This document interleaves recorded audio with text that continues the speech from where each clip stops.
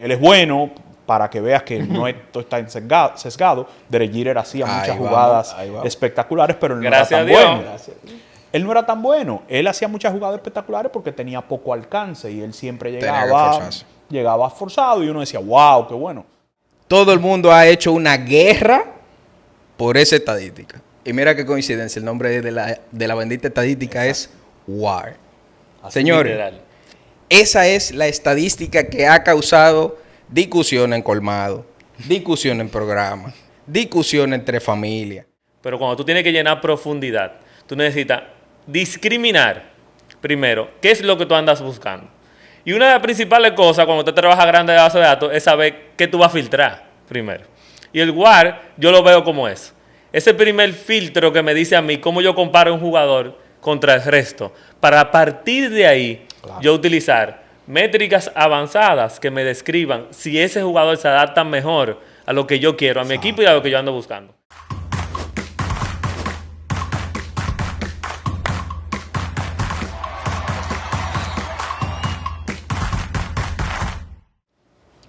Bienvenidos, señores, a otro episodio más de Baseball Fantasy Podcast. Mi nombre es Amaury Almonte, Josué de Jesús y Norris Constant me acompañan como siempre.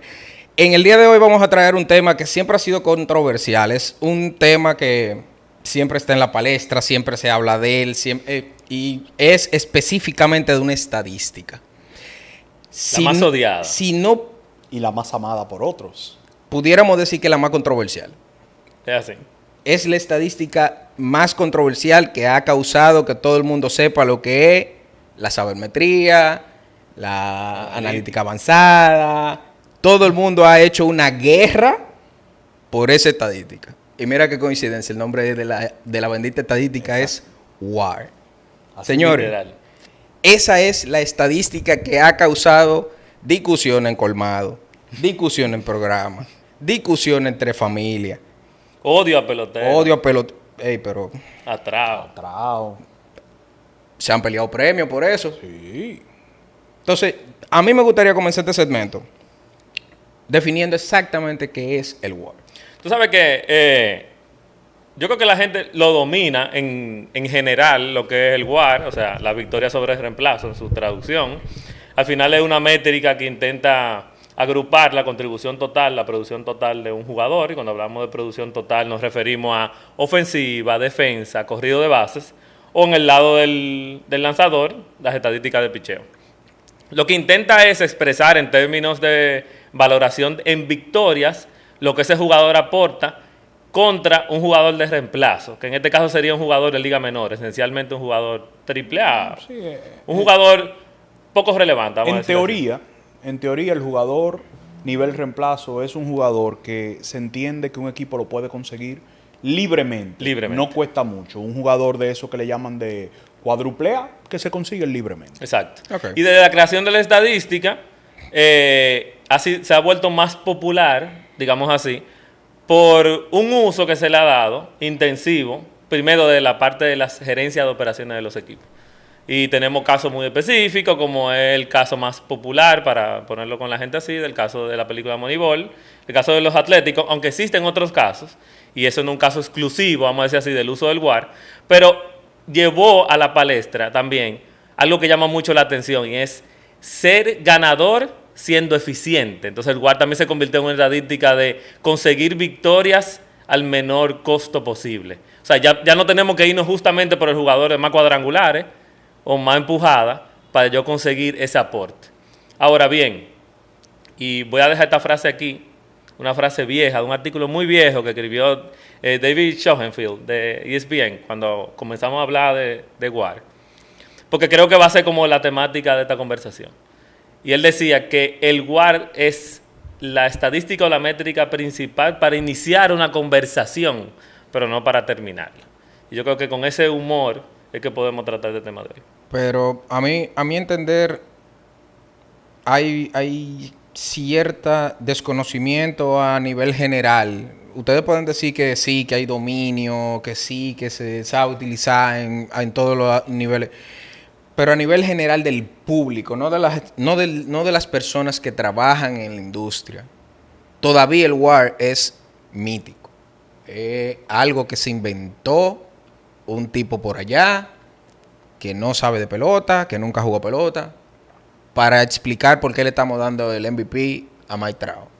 Mira, precisamente por esa palabra que tú mencionas es mítico, pero más bien yo diría que tiene un efecto como de caja negra, porque las personas ven el WAR es útil porque, como bien dice Josué, tú a través de un simple número puedes comparar un jugador con otro, un jugador muy diferente, un jugador de era diferente, porque tiene todos estos ajustes y esto ciertamente es útil.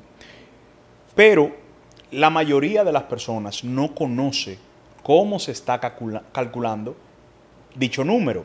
Y por no conocer cómo se está calculando dicho número, y lo asume como un número preciso y que te dice al 100% la producción de un jugador, entonces se pueden llegar a cometer ciertas imprecisiones y se pueden llegar a conclusiones que realmente no son ciertas. Por ejemplo, la gente lee el WAR, pero muchas personas no saben que depende de la página que esté publicando el WAR, puede haber diferencias en el criterio y por ende puede haber una diferencia en la valoración.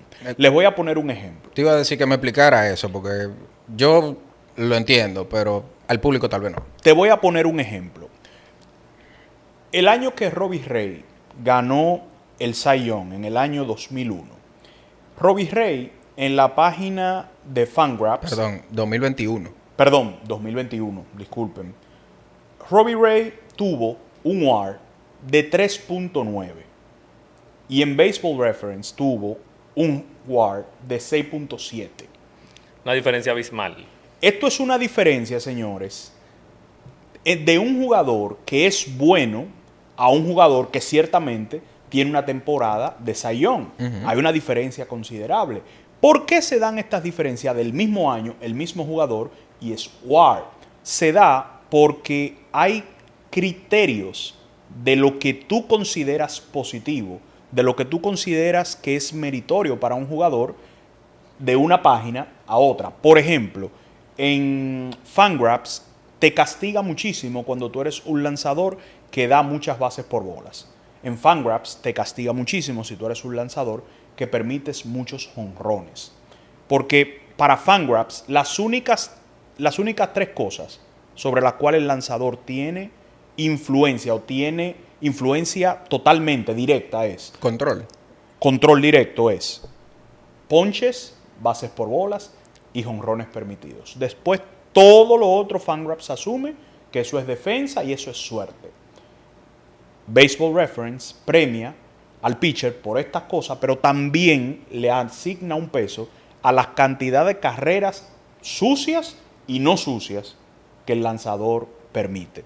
Cuando tú eres un muy buen lanzador previniendo las carreras, Baseball Reference te da mucho crédito sobre esto. Y por ende, si tú cubres muchos innings con una efectividad baja, Baseball Reference te va a premiar. Entonces, alguna persona puede ver el WAR y dice, él es bueno, pero lo ve por otro lado y se puede confundir. Y es por esto mismo, de este efecto de caja negra, que la gente no sabe cómo se calcula. Pero dígame entonces que eso es un caso aislado, porque es que no se conoce mucho. No, lo que pasa es que, mira, cuando tú utilizas estimadores, cuando tú construyes un estimador, independientemente que tú tengas información real de estadística, tú construyes el estimador en base a una precondición. Y es una subjetividad de lo que tú consideras que tiene valor. Eso se da en todo. Eso se da mucho en el mundo de la economía cuando tú haces un modelo. Tú dices, ¿qué yo ando buscando? ¿Qué influiría en esa toma de decisión? Entonces, quien construye el estimador del WAR dice, en mi criterio, exacto, por ejemplo, Fangraph, en mi criterio, el FIP, el Fielding Independent Pitching, es una variable que se correlaciona más o le da más valor a un lanzador porque aísla la defensa, que es un evento que el lanzador no controla y por lo tanto tiene más valoración para él, para el quien quiere esa estadística, que el lanzador darle más ponderación a los ponches, a la base por bola y a los cuadrangulares. Entonces, al final, es la consideración subjetiva. Y es una discusión que se da en cualquier ambiente. Por ejemplo, aquí vemos 2 personas sentados que tenemos, vamos a decir, una formación similar y tenemos criterios diferentes. Yo soy pro el WAR de Fangraph para los lanzadores. Porque para mí, a mí me interesa mucho aislar a la defensa. Y yo creo que el lanzador que poncha mucho, mayormente domina más el juego. Y no es el criterio de Norris. No, yo tengo Norris tiene otro criterio muy diferente al mío. Y ahí entra la subjetividad de este asunto. Entonces la discusión, vamos a decir que puede irse por la defensa en el WAR. No, todo tiene un componente subjetivo, porque ninguno está calculado exactamente. Si podemos tomar las tres principales publicaciones que decimos que es Fangraphs, Baseball Reference y Baseball Prospectus, todos tienen no problemas, sino diferencias en cómo son calculados. Okay. Pero sucede que la ofensiva es más fácil de medir, es más fácil de calcular, y por eso, aunque hayan diferencias, no se reflejan tanto en los números. Las hay. Pero no se reflejan tanto. Donde más se reflejan son en esos componentes que, por la complejidad, para tú juzgar y asignar lo que es positivo y es negativo, entra mucho la subjetividad y que tú tienes que tomar una decisión. ¿Cuáles son? El picheo y la defensa. También con el corrido de bases hay algo de diferencia, pero sobre todo en picheo y en la defensa hay un componente subjetivo muy alto. Ok, pero es que en la defensa se han visto casos como, por ejemplo, cuando Javi Baez ganó en el 2019, se decía que Javi Baez era un super defensa. Pero hay otra estadística, otro site que dice que no, que Javi Baez era promedio, un jugador promedio en defensa. Al final la discusión aquí está en defensa. Estamos hablando de que la defensa es el punto discordante entre lo que es el WAR.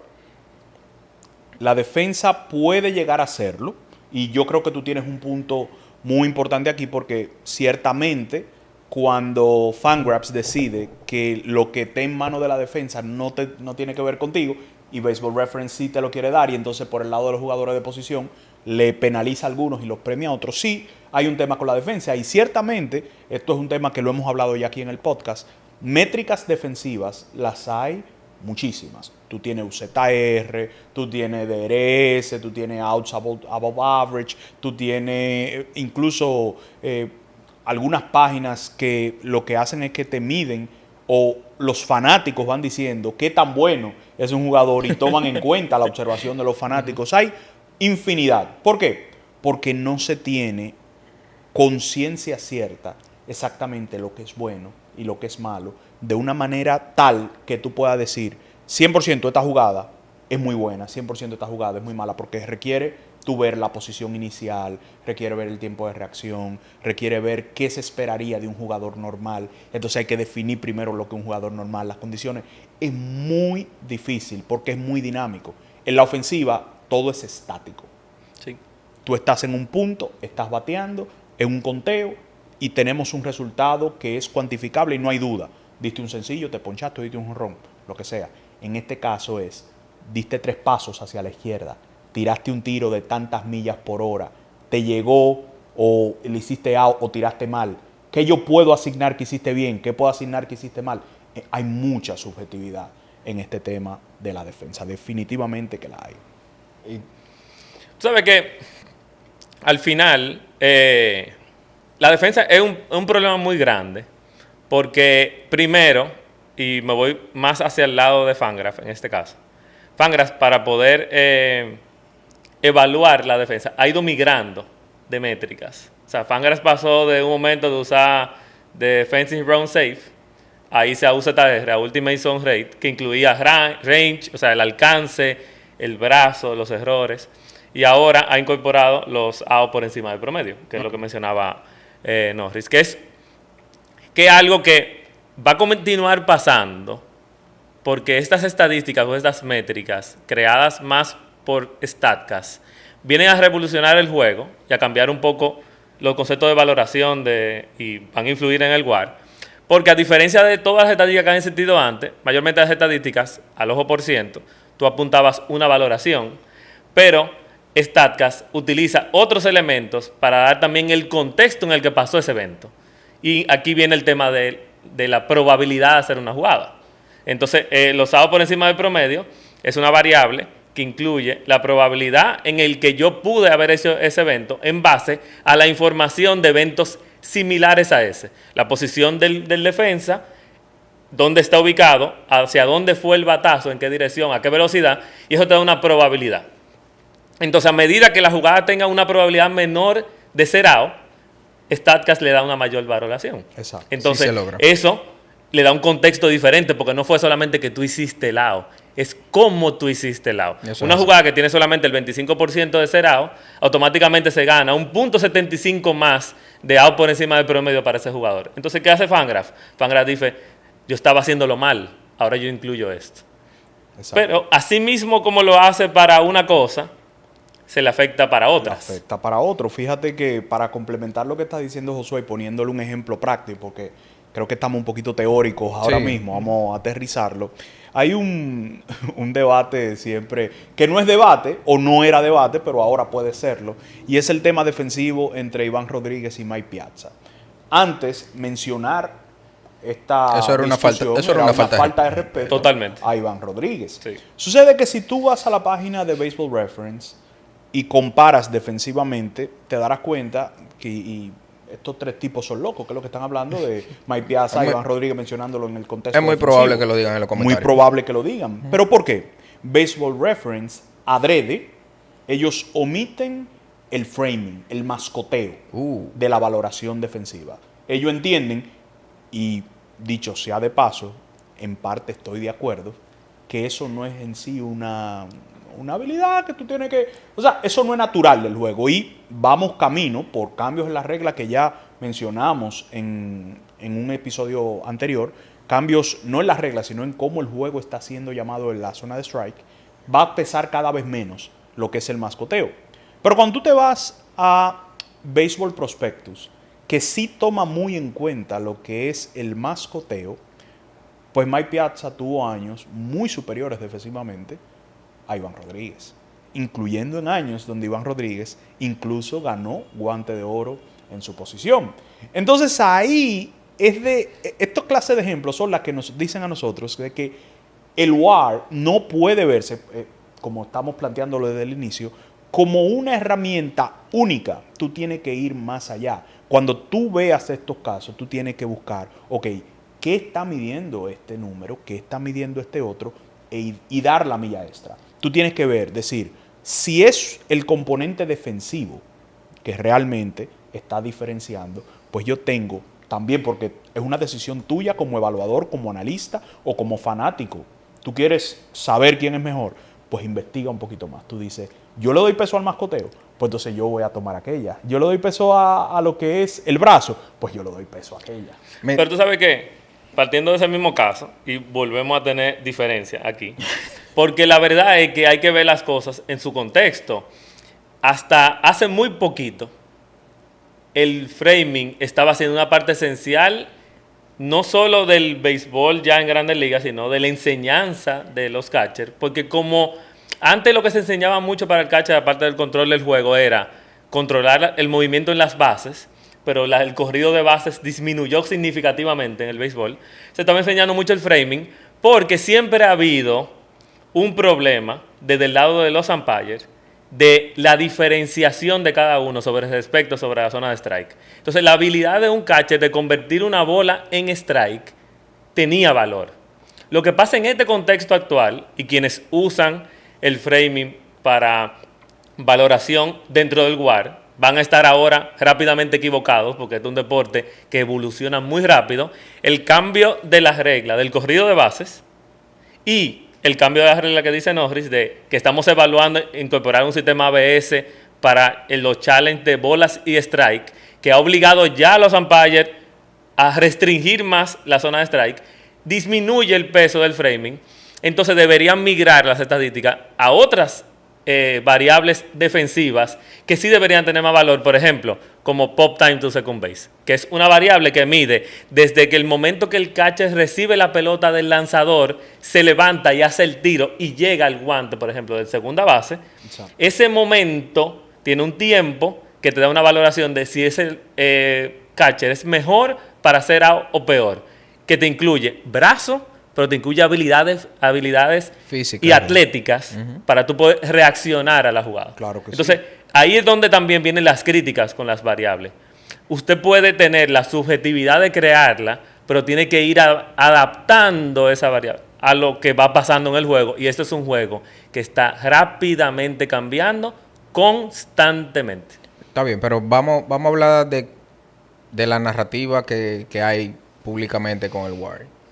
Y me voy a agarrar del comentario que Norris estaba haciendo entre la comparación entre Piazza y Iván Rodríguez, donde indiscutiblemente el mejor catcher en cuanto a premios es Iván. De los dos. Así es. Indiscutiblemente, ¿verdad? Sí. No, eso no hay duda. ¿Qué tanto hubiera influido un WAR donde se hubiese, o bueno, como ha influido en selecciones de premios actuales? Mike Trout.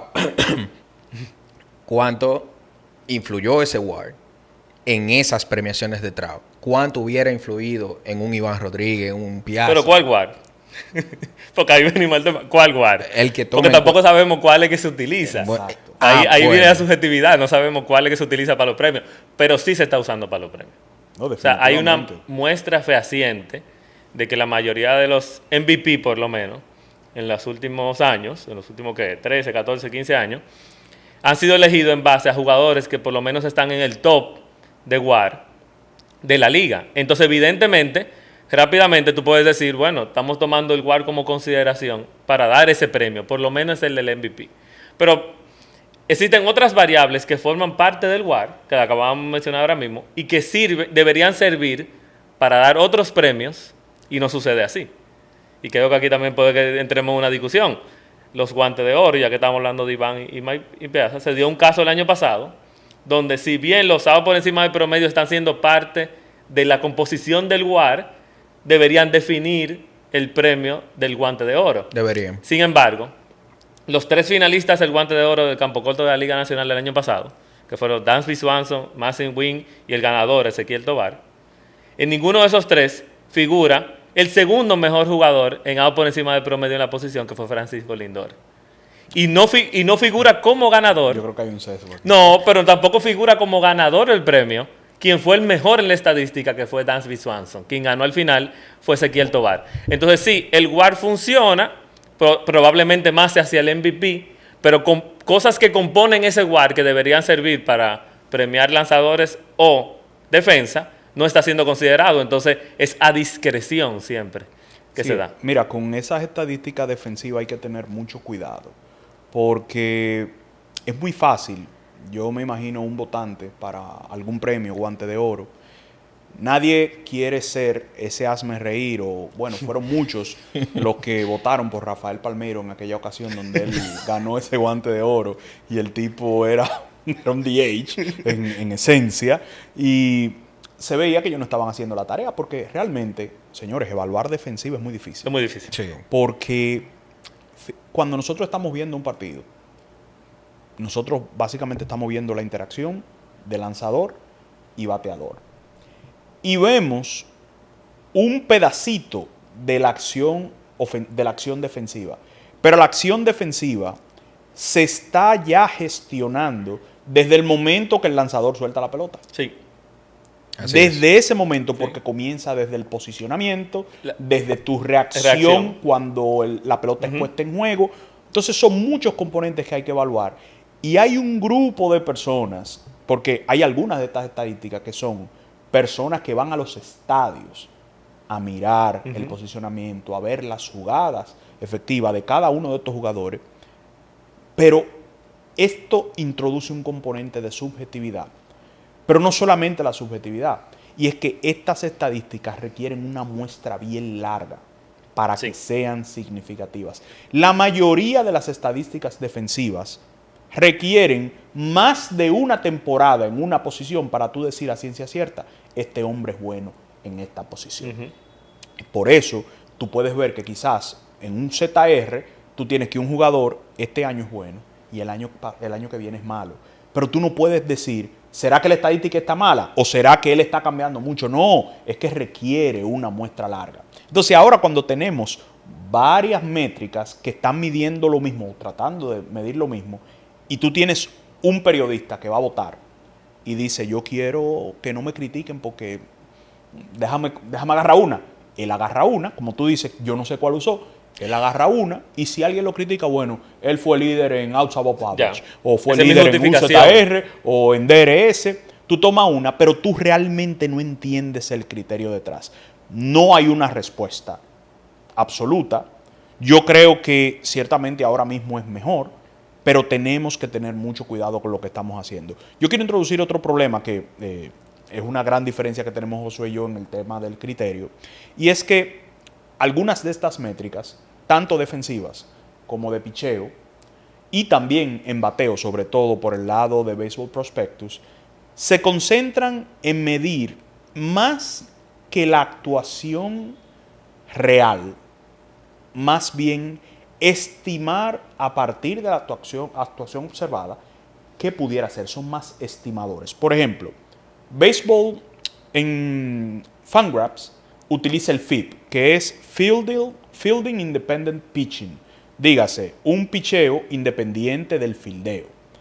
Pero eso está demostrado que es un mucho mejor estimador de lo que es el promedio de carreras limpias en el futuro que el mismo promedio de carreras limpias cuando tú lo agarres. Es decir, si tú quieres saber cuál va a ser la efectividad de, por ejemplo, Clayton Kershaw el año que viene, te es más útil. Bueno, vamos a tomar un tipo vamos a tomar un ser vivo. Que te vivo.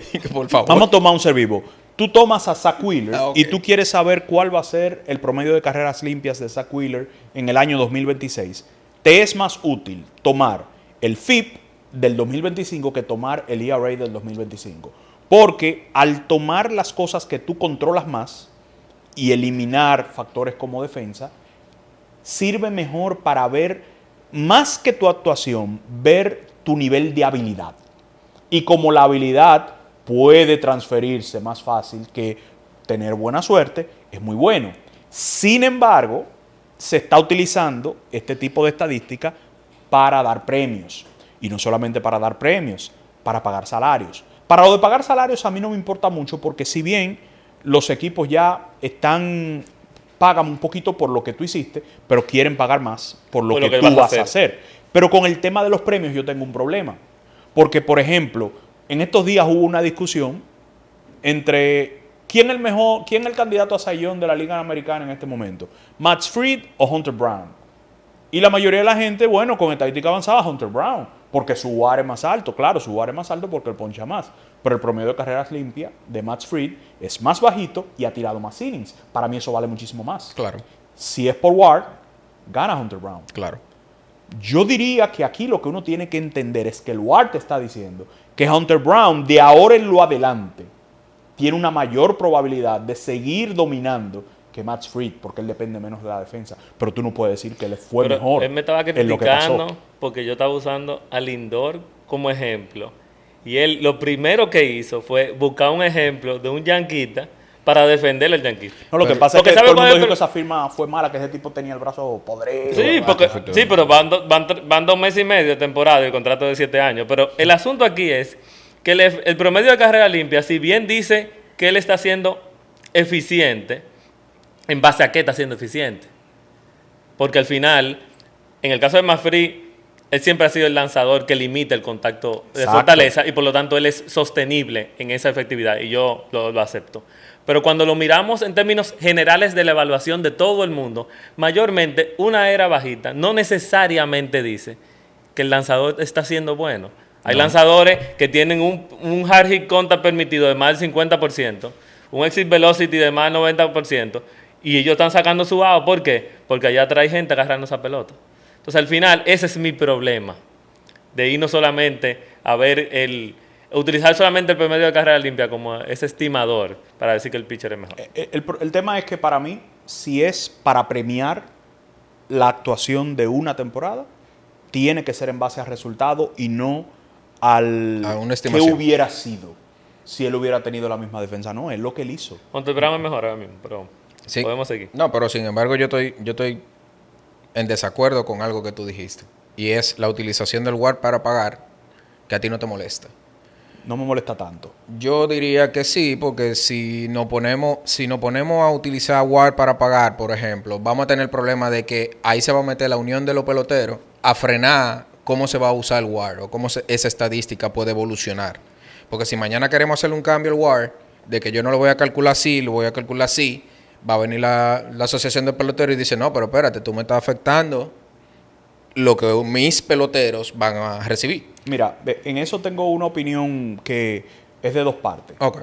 Tú tienes totalmente la razón y es peligroso cuando, por ejemplo, hace ya alrededor de 3 años, los owners, negociando el acuerdo colectivo, ellos propusieron eliminar o modificar el sistema de arbitraje para que el salario que se te asigne en el arbitraje venga o esté directamente atado al WAR de tu temporada pasada. Para mí... Complejo eso. Eso es complejo. Sí, porque el WAR está negativo, entonces no sabíamos si era un asunto de... No sabíamos... Dame dinero para atrás. Pago. No sabíamos si era un asunto de calcular la variación del WAR entre un año y otro. Ahí no se entendía bien. Bueno, fue una propuesta. Ellos no... Fue una propuesta, pero eso puede ser peligroso a grandes rasgos por precisamente lo que tú estás mencionando, de que cuando ya hay un negocio que está directamente atado a ese indicador, tú tienes que ser muy celoso con ese indicador y mantener la consistencia. Tú no tienes muchas libertades para mejorar la estadística. Como tú dijiste ahorita, Fangraphs ha ido migrando. Conforme va mejorando la tecnología, ellos van diciendo, esto es mejor para medir defensa, pues cambio aquí. Pero tú tendrías que tomar mucho en cuenta, incluso entiendo que requeriría aprobación de las partes afectadas, tanto jugadores como equipos, para ver si puedo cambiar esta estadística. Ahora bien, si bien no me gusta el hecho de que los equipos estén tomando directamente, pero el hecho de que los jugadores sean evaluados de una manera más integral, menos subjetiva. Vamos, hemos dicho que es subjetivo el WAR, pero era más subjetivo antes, porque antes la defensa era algo de que... No, él es bueno. Él es bueno, para que veas que no está sesgado. Derek Jeter hacía muchas jugadas espectaculares, pero él no era tan bueno. Él no era tan bueno. Él hacía muchas jugadas espectaculares porque tenía poco alcance y él siempre llegaba forzado y uno decía, wow, qué bueno. Alex Rodríguez llegaba caminando, o sea, no tenía que tirarse. Sin embargo, fue el que se tuvo que mover a tercera. Sí, claro, porque... ¿Sabes? El seniority. No, eso dice mucho de Alex Rodríguez. Sí, y... Dice tanto de Derek Jeter como de Alex Rodríguez. Pero normalmente no le damos crédito a Alex Rodríguez por ese tipo de cosas. Porque decimos que él es un tipo muy altanero. Y sin embargo, y él fue el humilde en ese momento. Y él fue el humilde. Pero bueno, al margen de este tema, a mí me parece que el WAR ha beneficiado incluso a jugadores que antes quizás no iban a ganar tanto dinero. Sí, porque su aporte en la parte defensiva. Totalmente. Y en la parte de alcanzar bases. Es más, vamos a decirlo aquí. Sin el WAR, Juan Soto no tuviera el contrato que tiene. Es el mejor ejemplo. Juan Soto no tuviera el contrato que tiene porque hace 20 años, hace 25 no años, nada. Nadie iba a ver que Juan Soto era tan bueno. ¿Por qué? Porque su número de jonrones no es fuera de este mundo. Y su número de empujadas normalmente no es fuera de este mundo. Lo del bueno es su capacidad de no hacerse out. Claro, él hace mucho daño con el bate, pero lo principal es que él logra envasarse a un nivel por encima de casi todos. Y ahí es que él se gana el dinero. Pero él no hubiera ganado este dinero. Él no lo hubiera ganado. No, definitivamente. Hay muchos jugadores subestimados de hace 30, 40 años porque hacían este tipo de cosas, pero nadie los valoraba de la manera que lo valoraba. Yo voy a decir un nombre que le hubieran pagado los 765 si no hubiéramos quedado sin el WAR. ¿Quién? Y ustedes van a estar totalmente de acuerdo conmigo. Ha ganado 3 títulos de bateo, posiblemente un cuarto. Contrale. No lo digo. No. Ok. Ni ahí. Vamos. Ni ahí. Vamos a... Pero en el tema volviendo a la propuesta de los dueños, hay un aspecto también ahí que era una solución a un problema integral del béisbol. Y es que las negociaciones de arbitraje de salario penalizan mucho la relación entre los equipos y el jugador. La deteriora porque muchísimo. Al final, en el arbitraje, uno va a venderse como que es mejor de lo que es el jugador, y el equipo va a buscar todos los argumentos posibles, dentro y fuera del juego, cuantitativo y cualitativo, que permitan yo pagarte menos. Y poder utilizar una métrica que ayude a eliminar ese problema sería un éxito. Sí. Pero volvemos al mismo caso donde comenzamos este programa. ¿Cuál métrica? Porque siempre cada lado utilizará una métrica a su conveniencia. ¿Sabe? Lo más seguro es que Scott Boras hace un paquete de venta de sus jugadores y siempre va a utilizar el WAR que mejor se adapte a ese momento. Disculpa la interrupción, pero en ese momento se propuso el de Fangraphs. Sí, el de Fangraphs. El de Fangraphs fue el que se propuso. Bueno, pero vamos a darle un cierre al tema porque me interesa ya que vayamos dando una idea final. Y creo que lo ideal sería entender cómo usaríamos el WAR. ¿Cuál sería, o sea, cómo utilizaríamos o para qué utilizaríamos el WAR? ¿Qué sería lo ideal que nosotros pudiéramos decir? El WAR debe usarse para contratos, debe usarse para premios, debe usarse para retirar peloteros, elegir el Salón de la Fama. Yo creo que el WAR es una herramienta muy útil y que puede ser utilizado en todo. Ahora, entender exactamente lo que significa. No es palabra de los dioses del béisbol cuando tú ves que te dice, este jugador tiene 7 en WAR y aquel tiene 6.5, no averigües más nada, el que tiene 7 es mejor. Espérate. Eso en esencia lo que te está diciendo, que son jugadores muy similares. Porque inclusive el nivel de precisión que tiene el WAR, y esto es algo que mucha gente no lo sabe, cuando usted ve un jugador que tiene un WAR de 5, en realidad lo que tú estás diciendo es que esto es un jugador que oscila en valor entre 4 y 6. Oiga bien, no es que es exactamente 5, sino que su valor está entre 4 y 6, porque esto es una estimación. Entonces, fíjate que cuando tú tienes ese margen de error y nosotros tomamos como palabra de los dioses del béisbol de que una diferencia de 0.2 entre un jugador y otro es suficiente para decidir este es mejor que otro y por eso merece este premio y aquel no, y por eso este merece 30 millones y aquel solamente merece 27, estamos cometiendo un exceso y le estamos utilizando una herramienta muy útil para lo que no es. Un martillo es muy útil, pero no lo utilice de destornillador.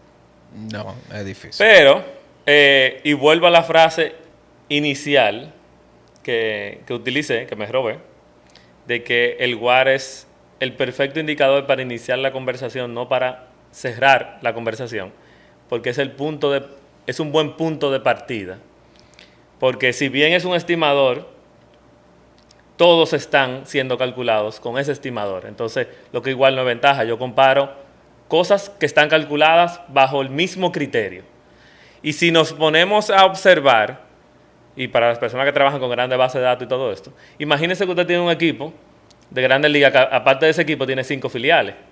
Y usted tiene que rellenar jugadores de profundidad. Porque es muy fácil tú firmar a Juan Soto, firmar a Aaron Judge, firmar a las estrellas, porque tú sabes que van a contribuir. Pero cuando tú tienes que llenar profundidad, tú necesitas discriminar primero qué es lo que tú andas buscando. Y una de las principales cosas cuando usted trabaja grande de base de datos es saber qué tú vas a filtrar primero. Y el WAR yo lo veo como es. Ese primer filtro que me dice a mí cómo yo comparo un jugador contra el resto. Para a partir de ahí yo utilizar métricas avanzadas que me describan si ese jugador se adapta mejor a lo que yo quiero, a mi equipo y a lo que yo ando buscando. Entonces, el WAR es el mejor filtro para la comparación universal, pero no es el dato final. Comienza la conversación, pero no la cierra. Excelente, señores. Quisiéramos saber su opinión. ¿Qué ustedes creen del WAR? ¿Qué ustedes creen de la utilización que se le ha dado? ¿Qué ustedes creen en él? ¿No creen en él? ¿Están de acuerdo con el de Fangraph? ¿Con el de Baseball Reference? ¿Con el de Baseball Prospectus? ¿Ustedes no les gusta el WAR? ¿Les gusta el WAR? Déjenos saber en sus comentarios qué ustedes opinan sobre esta estadística tan guerrillera que existe en lo que es la sabermetría. Y nada, señores. Y que nos digan cuánto MVP tendría Trout sin el WAR. Me gustaría saber qué piensa el público. Yo la voy a poner, lo vamos a poner como una pregunta dentro del canal. Vamos a ver qué puede salir de ahí. Vamos a ver. Necesitamos que voten y digan cuánto MVP ustedes creen que Trout pudiera tener si no existiera ese WAR. Nada, señores, entonces nos despedimos. Los canales van a estar publicados al final del video y muchísimas gracias y hasta la próxima.